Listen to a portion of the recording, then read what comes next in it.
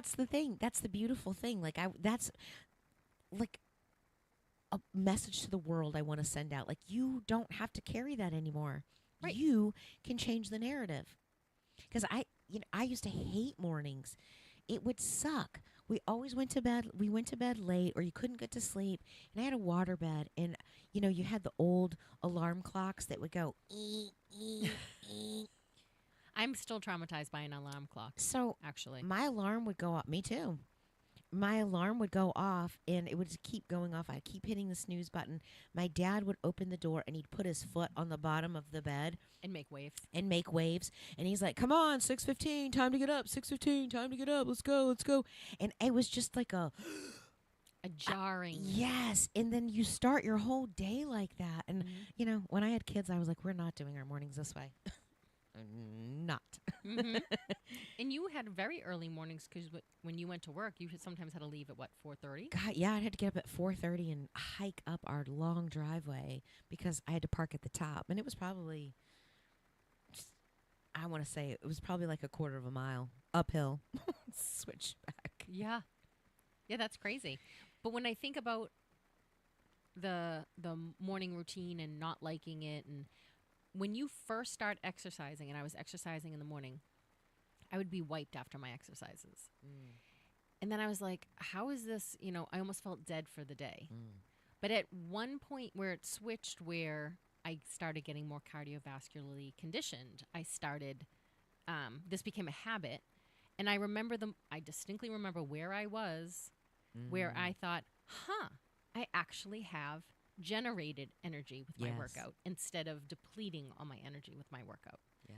And I think when you talk to people who are those annoying people who are up at 5 o'clock in the morning to go to their yoga class, or up at 5 o'clock in the morning to go to their spin class, and you're like, I really found my good sleep Right. at 5, at 4:48. Well, they probably go to bed at 7. There's some version of that because you just start eventually switching the clock over. But I'm trying to think of why I originally brought up the point about the mornings. Changing the narrative. Oh, and the energy piece of it. Yes. That at first, whenever you do anything, it's so hard until it becomes a routine. Then the easiness Yes. is where it happens. Everything is a practice. So I'm always annoyed if I don't work out for 2 weeks now. It's like I've never lifted a weight. Right. Ever. Right. Ever. It's like, what happened? Right. Before, you could go a year without working out. You'd go right back into it. Now, Yes. it's like you have 2 weeks off. And I joke, I actually was 30 before I changed my own routine of, I used to do the workout 3 days a week because that's what every magazine said to do, work out 3 days a week. But in reality, I would work out one day. That day off turned into a week off. Yeah. And that's still me today. If I work out 6 days a week or 7 days a week, I'm working out. If I work out and take one day off, most likely I'm taking 7 days off. I don't know what that is, and it must be the habit and you getting into a rhythm and you getting into a routine of it. I know sometimes I feel like, even though I love working out and I love the feeling afterwards, when you do take that break, it's kind of like, it's so nice I didn't have to do that today. It's almost like But I pay for it in other ways. Yes, you do. I feel like I pay for it. Because then at night, I have all this weird little anxious energy that isn't out now. It's time to go to bed. Mm-hmm. And I'm like, man. Yeah. Yes. And if I work out after dinner, I am up. Yes. Because I second wind myself. Yeah. I used to like to go, after dinner, to get the kids ready for, what are you going to do? Especially when they were younger, but we created a habit of, after dinner, we'd always go play something. So we'd play kickball, we'd play wiffle ball, we'd ride bikes, we'd go for a walk, we'd rollerblade. We would do something active, because I feel like it is helping get their energy out too. I could do something simple like a walk. Yes. But if I do anything that raises my heart rate too much, that's it. Yeah. I've ramped myself up. Yeah. But one of the things I think, if you don't have enough adventure in your life, and I don't consider your 1 week of vacation or 2 weeks of vacation an adventure, unless you're making your daily life adventurous, which you can be doing. I think you should. I think you should try, and if you forgot how, for whatever reason, you're out of practice, or something's changed in your life. You used to be married, and then your spouse was your best friend, so you had that built in person. Who would be the person to go to the movies with, or go to a show with, or go to a comedy show? Or you're an empty nester, and now your entire life revolved around driving this kid to their activities or these 5 children to their activities. And now you don't have that, and now you have space for yourself. You should start, everyone should start by dating themselves. Yes. Because one of the most beautiful things about dating yourself is you do whatever you want to do without running it by another person, without catering to another person. If you want to have pizza while, pizza while going to the museum, Right. or if you want to sit quietly in a movie where no one talks to you while you watch a movie, because every time you go to watch a movie, your family just starts a conversation. Whatever it is that you want to do, going to the bookstore. One of my dates to myself is going to the bookstore or going to an art, like a gallery or Yes. some kind of thing. I love doing that by myself. I love doing it with other people, but not if they're going to. I don't like doing it too much with my spouse because he has a time window Yeah. and I'm not done, but he's done. Yeah. So there's certain things I either like to do by myself or I like to do with a friend who likes to do that Yes. particular thing. Yes. And if you want to work out, you can find a workout buddy. And if you don't have anyone in your circle that works out, Our phone was lighting up. what is it? Hold on. Yeah. I don't think that you have Oh, it to says have. medical. I don't know. I don't Oh. know if I want to answer medical. I think that. All right. So let me ask you. Staying at home. So you don't have to go. How do you make? If somebody says, "Well, how do you do that?" How do you make every day an adventure? Good question. So it starts by figuring out what you want that day to look like. So I think of Martha Beck and the ideal day. Mm-hmm. What does your an ideal day? There's all kinds of ideal days. There's ideal days with your best friend. There's ideal days with your spouse. There's an ideal day with your kids. It's an ideal day by yourself. But start, and the ideal day looks like you wake up without an alarm. That's mine. I don't want to wake up with an alarm. I'm waking up because it's time for me to get up. I'm having an unrushed cup of tea. I have a cat on my lap. I have sunshine in the windows. Like there's very specific. Right. So it doesn't have to be. So the way you said it, I think you described it perfectly, because it doesn't have to be about going out in creating an adventure. It's your mindset. It's how you look at it. And the adventure can be when you wake up in the morning, you ask yourself, what does my perfect day look like? And then you set out on that adventure. Yes. And then I think another piece of it is, what do you want your life to look like? What places in the world do you want to see? What books do you want to read? Yeah. What do you want to experience? So the cool thing is we can experience things that are hundreds of years old in the past by reading or watching a movie or something, going to the library, going to a museum, visiting a place that's old and seeing history and knowing that people walked through there before you. Walking through a city. When I'm really interested in real estate, one of the things I need to do is walk the streets.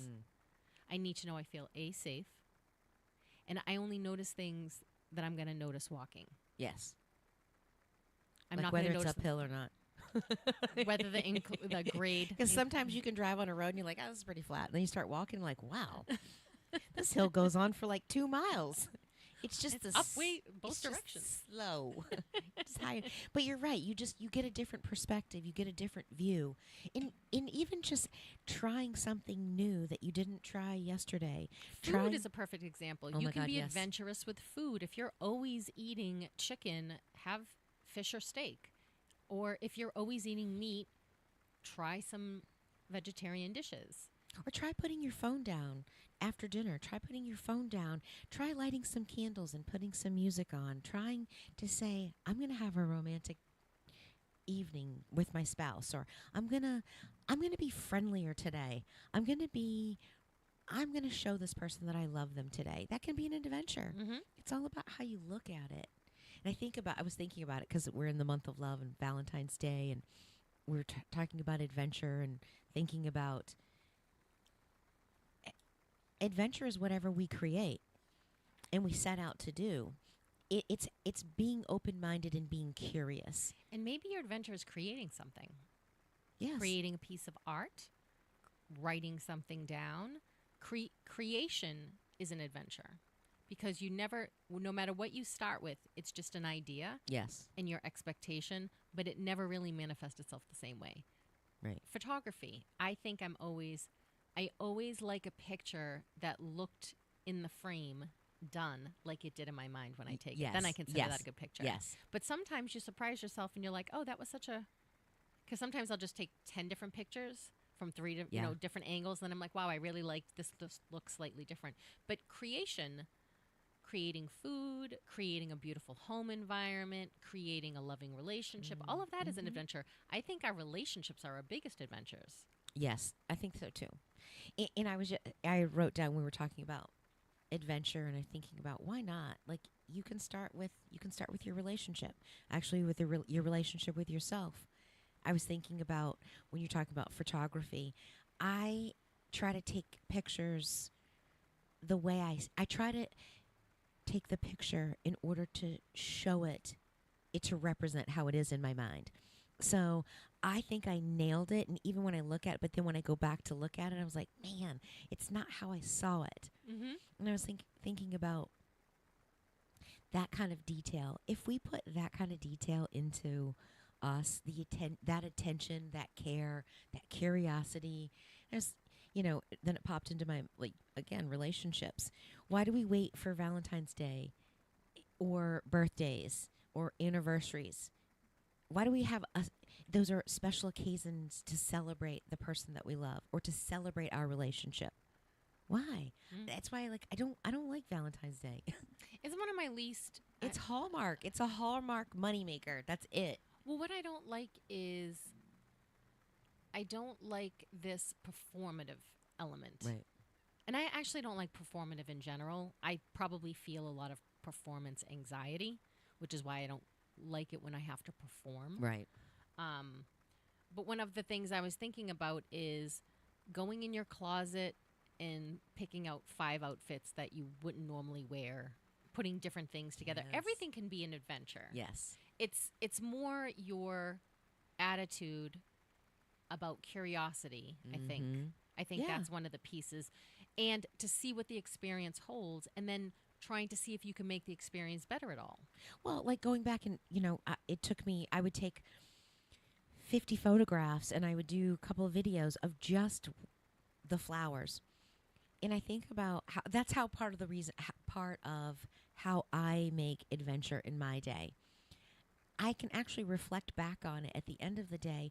I am so grateful that I had that time. Just to fart around with flowers.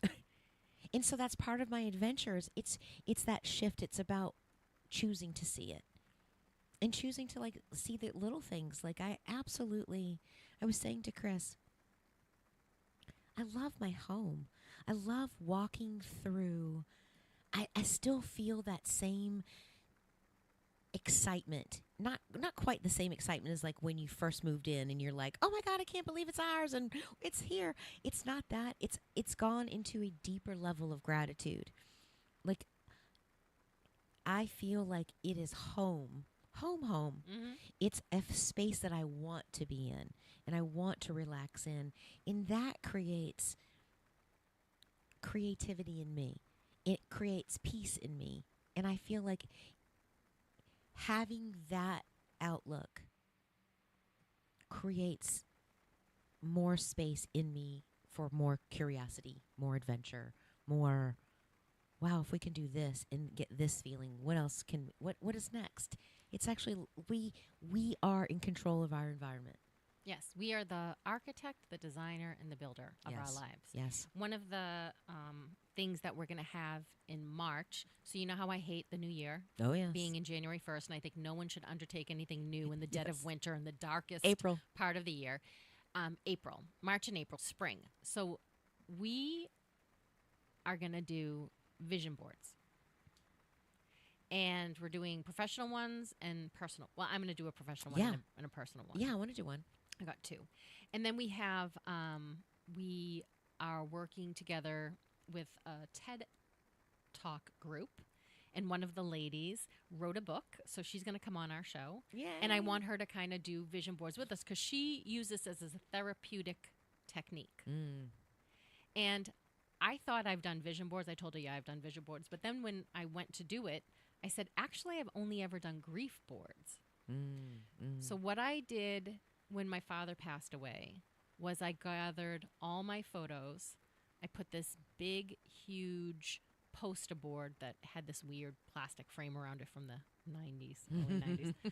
And I like glued, I found all of these pictures from different time periods. And I wrote memories beside them and stuff like that. Cool. And I did it by myself. I don't have any siblings. My mother wasn't around at the time. And I that was my way to consolidate and have a cathartic experience. So I've done that when people die. Yeah. I gather up pictures, I do memories, and I do it from a place of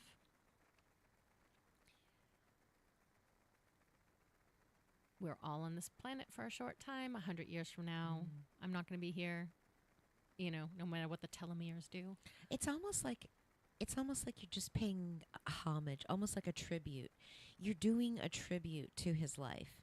But I'm also trying to remember and get those details Yeah. really, really firm Yeah. and bring them in the process of doing it the way I do it. I'm trying to really cement in so I don't ever forget. Yeah.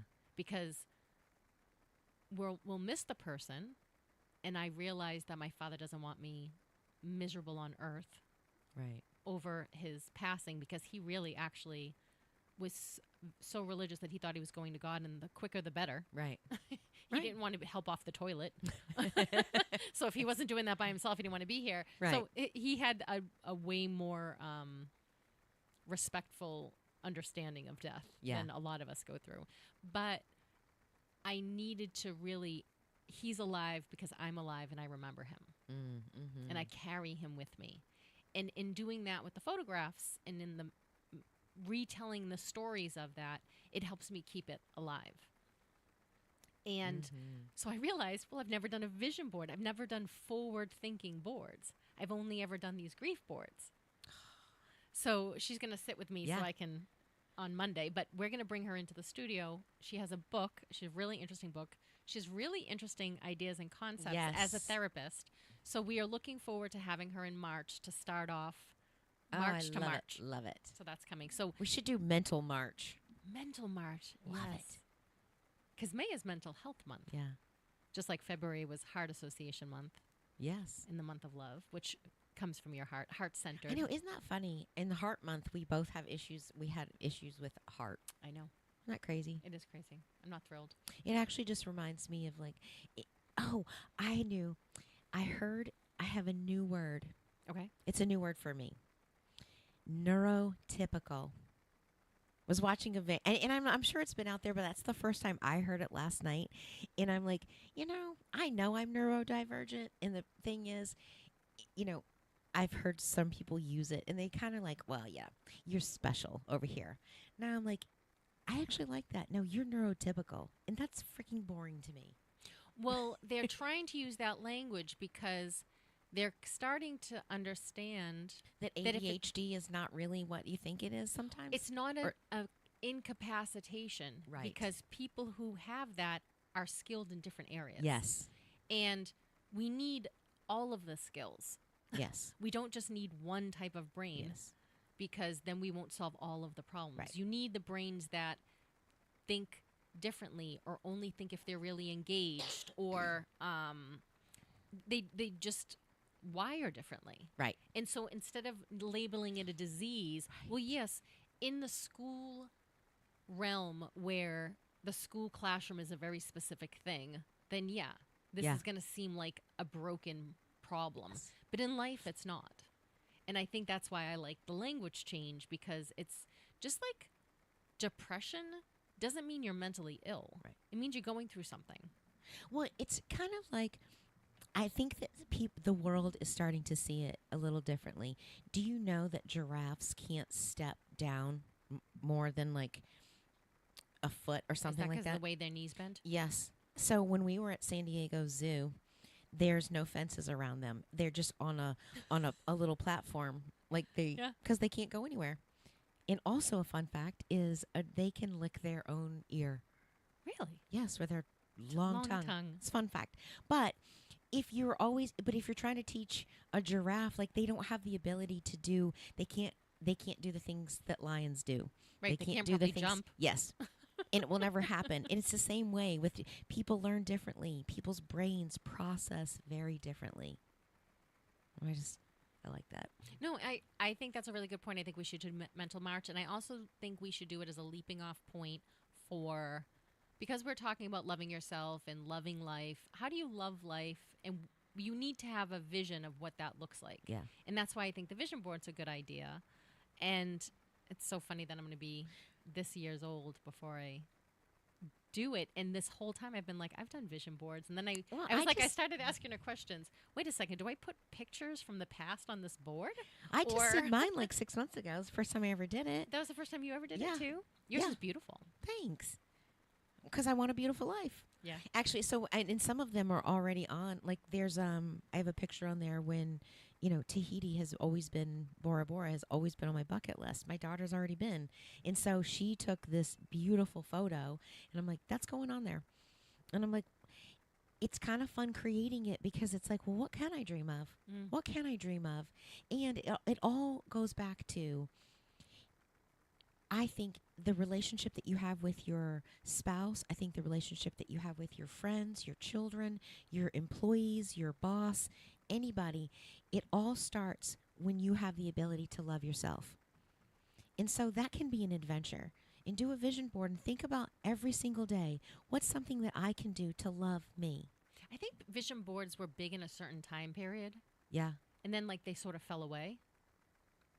And I think it's because we no longer have magazines to cut out pictures to put Yeah. on. I think there was like a digital shift. Well, because it's like now you can just keep stuff on your phone Now and you don't Pinterest, have to. right? Yes. Pinterest, you're just pinning a board with things you like, but then what happens? Right. You have to keep going into the app to look at it. The vision board is supposed to be that your subconscious is working on something while you're not consciously working Well, on I it. didn't know where to put my vision board, so it's kind of on the bench in my office.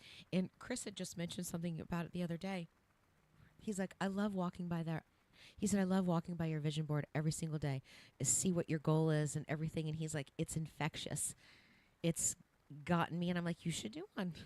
Yeah, it would be fun for him to do it. Yeah. He should do it with Jen. Yeah. Yeah, that would He be was really supposed to interesting. do it a while back, but I don't know what happened. But Well, it was really funny because I was like, I need some magazines. I'm gonna have to go buy a whole because I'm gonna need things to cut out. no, so what I did was I went through the internet on my thing and then Ah. I saved them to my camera roll and I printed them out. Okay, It's like 'cause every 24 time- cents at Walmart. Oh, okay. Because when I went to click on some of them, they were like, "This is copyright." When you go to try to save it to computer, it has a thing across of it that says like iStock or something. Oh, well, you have to get one and then you just screenshot it. Okay. And okay. then you just Oh, crop okay, it down okay. and Yeah, thank you. Because I wasn't getting that. I was like, all these cost money. I don't want. I'm like, I'll just go buy a magazine. I'll show you how to pirate that. Fantastic, fantastic. Copyright. What? What? Oh my god. Oh, it says it's 11:02 and I Yeah. don't know if that means we're off or We're coming. you going to do our guest? We'll be back at the top of the hour with our guest Katie Lovell from the Palace Theater. Stream at WSMN.live.